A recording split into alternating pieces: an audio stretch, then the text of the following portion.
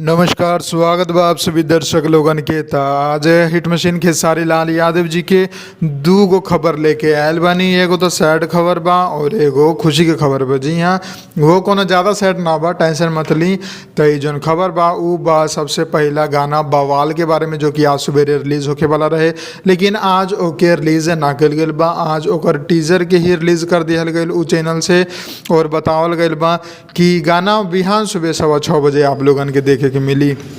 तो तैयार हम 12 तारीख के सुबह 6:15 पर S4U भोजपुरी यूट्यूब चैनल पर आप लोगन के खेसारी लाल यादव जी के गाना बवाल के वीडियो सॉन्ग देखे के मिल जाई। ये बार डेट आगे ना हुई, पूरा कन्फर्म बा।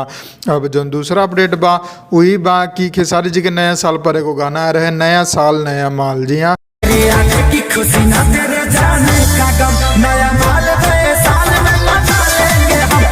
अंकिता फिल्म पर एकर ऑडियो और डांस वीडियो रिलीज हो चुका रहे। अब एकर जौन बा फुल वीडियो के टीजर आ चुकल बा, जाके आप लोग देख सकतानी। अभी करीब 8:30 बजे के आसपास ये रिलीज कल गईल बा और बहुत ही शानदार टीजर बा। नया साल नया माल गाना के नाम बा, और गाना के टीजर तो रिलीज हो गईल बा, लेकिन अभी एकर वीडियो के रिलीज डेट ना अनाउंसमेंट कल गईल बा।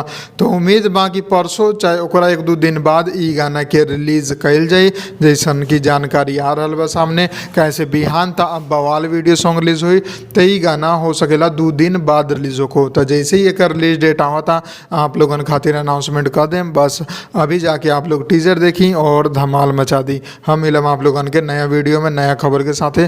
जय हिंद, जय भोजपुरी, प्रणाम।